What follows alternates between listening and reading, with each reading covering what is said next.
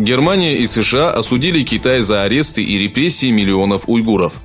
Во время собрания Совета безопасности ООН Берлин и Вашингтон заявили, что правительство Китая лишает уйгуров элементарных человеческих прав. Постоянный представитель США при ООН Джонатан Коэн обвинил китайские власти в геноциде. В ответ представитель Китая Ма Джаосюй заявил, что это внутренняя политика и что никто не имеет права вмешиваться во внутренние дела Китая. События 5 июля 2009 года, когда коммунистический режим Китая силой подавил мирный митинг уйгуров в городе Урумчи и в котором было убито около 1000 человек, не забыты.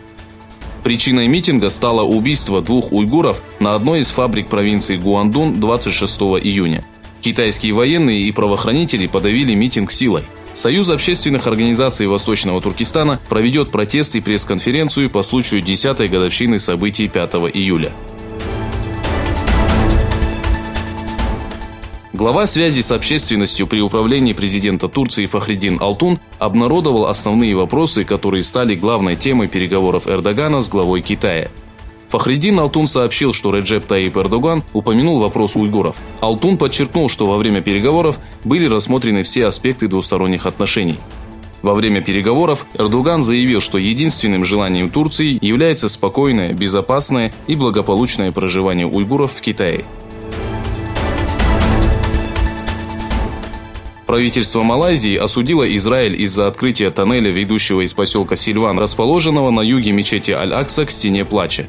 Выступивший по данному вопросу министр иностранных дел Сайфуддин Абдулла заявил, что Малайзия никогда не примет одностороннего решения Израиля и подчеркнул, что по вопросу тоннеля должно было учитываться мнение палестинцев. Появились новые сообщения по вопросу соглашения о ядерном вооружении среднего диапазона, ставшего причиной кризиса между Вашингтоном и Москвой.